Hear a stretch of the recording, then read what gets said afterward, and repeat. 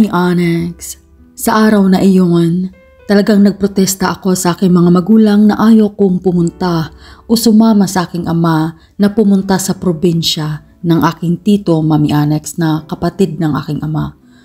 Subalit, wala akong magawa nung dumating ang isa sa magulang sa babae na aking napasama sa listahan Mami Onyx na hindi siseryosohin. Kaya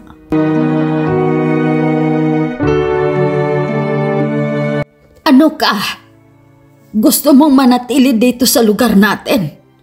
Baka sa susunod na mga araw o mamaya mayroon nang pupunta dito at nagsusugurin ka dahil dyan sa katarantaduhan mo. Sige na, mag-impake ka na para sumama sa iyong ama. Huwag mo kaming maloko-loko dito ha. Alam ko na marami nang naghahabol sa iyo dahil dyan sa kalukuhan mo. Sige na, Jeffrey. Sige na. Ma, ayoko nga. Ayoko doon sa probinsya. Hindi ako sanay doon. Nandito ang buhay ko sa Manila, ma. Wala sa probinsya. Oh, may tao na naman sa labas. Sino na naman yan? Susa! Mario! Buksan niyo itong pinto. Nandyan ba yung anak? Magaling yung anak? Buksan niyo kayong din ang pinto. Ma! Kakausapin ko yung magaling yung anak. Ama yan ni Rose. Baka saktan ako. Sige ma. Mag-impake na ako. Sasama na ako sa'yo pa. Sasama na ako sa'yo sa probinsya. Na siya, sige. Mag-impake ka at harapin ko to. Sige na. Salamat pa. Sige ho. Pupunta na ako at mag-impake. Hindi man nila matanggap na ayaw ko na sa kanila. Bakit ipipilit pa nila sarili nila sa akin? Dito lang ako sa kwarto. Ilalak ko to. Mag-iimpake ako habang hinaharap ni Papa si Tio Damasio. Tama na siguro to. Siguro matagal-tagal ako doon Tama na siguro to. Okay na to. Baka dadala na lang ako ng libro. Baka matagalan ako doon. Ready na yung mga gamit ko. Pakinggan ko yung pinag-usapan nila sa labas. Pagkatapos niyang taihan yung anak mo. Galit na galit si Manoy Damasio. Pagkatapos niyang paglaruan yung damdamin ng anak mo. Tatalikuran na at pagtataguan ng ganyan. Ano akala niya sa akin na si Rose? Ano akala niya sa anak mo na si Rose? Hindi pwedeng magpapakita ako sa kanya. Yung anak mo. Tama.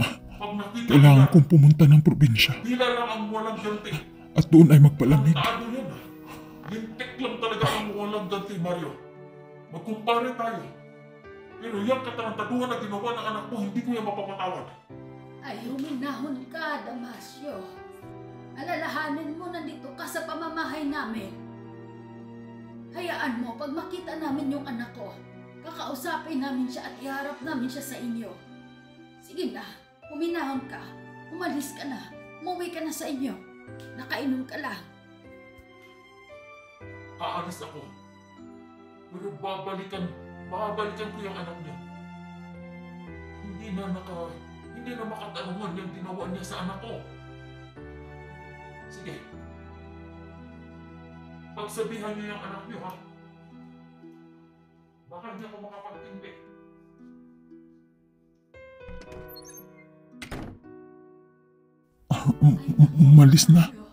Umalis na yung ama ni Rose. Kanina kahapon mga babae ang pumupunta dito hanap siya. Ngayon ang magulang na. Sige na.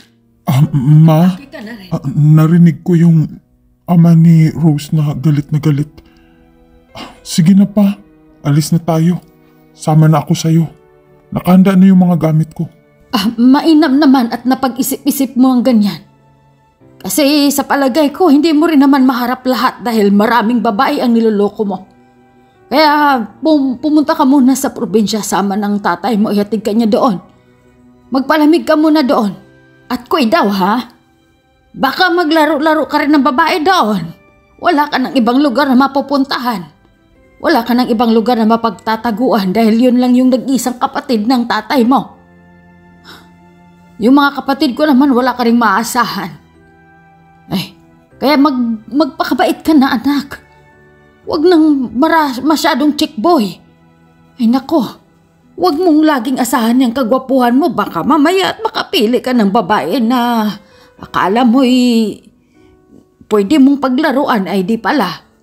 Mag-ayos-ayos ka sa sarili mo. Dahil hindi sa lahat ng bagay o oras o panahon ay kakampi sa'yo ang tadhana. Naintindihan mo ba ako, Jeffrey? Naintindihan mo ba? Ay, huminahon ka. Hindi yan makahanap ng babae doon. Dahil ang lugar ng kapatid ko ay bukirin at liblib. Ligaw na baboy ramo ang makita niya doon.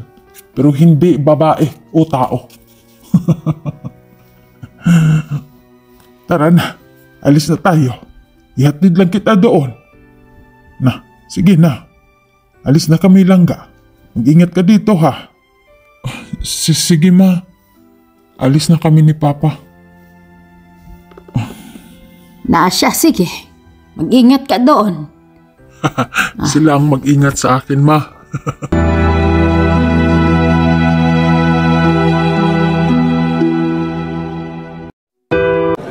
Halika na, anak. Pakyawin na lang natin tong habal-habal. Sandali lang, anak. Kakausapin ko lang itong driver ng habal-habal. Pa, bilisan mo. Ang init eh. Parang gusto kong maligo, mag-swimming ang lagkit ng katawan ko. Ay oo sandali lang. Kausapin ko lang ito. Maghintay ka dyan, bantayin mo yung mga gamit mo. To, pwede ba napakyawin kita? Pahatid lang. Ay sige ho, sir. Saan ho bala kayo magkanto, sir? Ay to, ihatid mo lang kami sa address na to. Sa lugar niya ng kapatid ko ay kararating lang namin galing Manila. Gusto na rin namin magpahinga, yung anak ko'y pagod na pagod sa biyahe. Maihatid mo ba kami ng mabilisan papunta roon sa bahay ng kapatid ko? Pakita ako sa address mo, sir, nang maihatid ko kayo kadto. Ato, ihatid mo kami sa address na to. Tingnan mo, sinulat ko na ito para hindi ko nasasabihin. Medyo malayo man ang address na to, sir. Masyadong liblib. Bigyan nyo lang ako ng 2,500, hatid ko kayo roon. Ilan ba ang mag-upod sa imo, sir? Ay to, walang problema sa akin kung 2,500 ang hinihingi mo. Papusok doon sa liblib na lugar ng kapatid ko. Ay ang malagay makarating kami doon ngayon. Okay ba? Sige ho, sir. Tara na ho. Sige to. Pakitali na lang yung bagahe ng anak ko sa likod at nang makasakay na rin kami, aalis na tayo. Ay, oo, sir. Sige ho. Halika na, Jeffrey. Sakay ka na dito sa motor nang mahatid tayo doon ni Toto sa bahay ng tito mo. Mahaba daw ang biyahe eh. Nung bago na kasi, matagal na akong hindi nakabalik dito. Halika na. Nang makaalis na tayo. Sige ho pa. Sasakay na ako.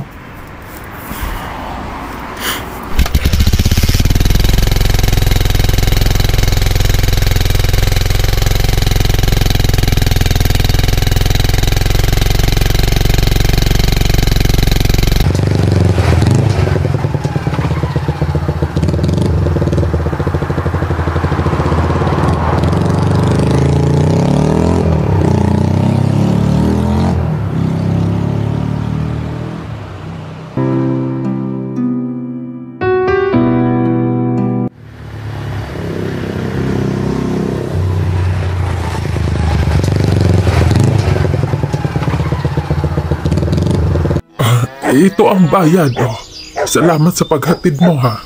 Ay, sige ho, sir. Walang anuman.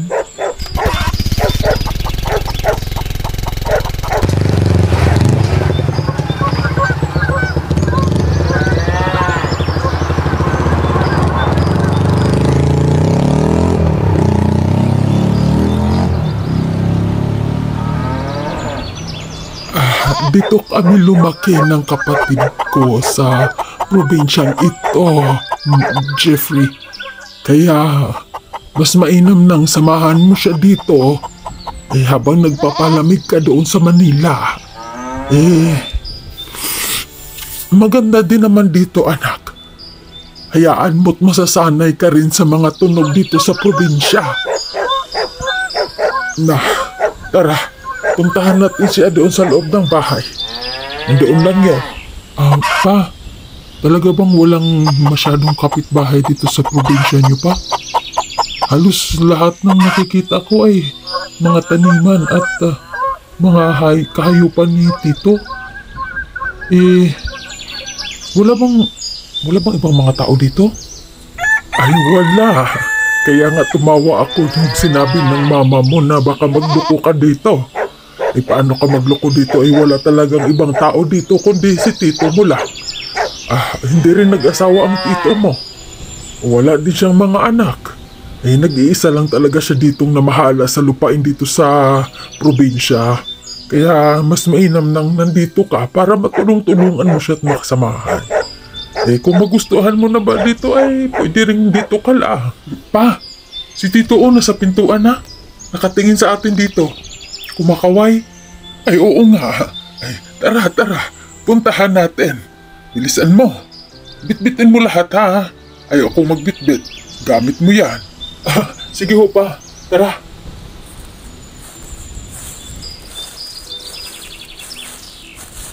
Manong, maayong aga.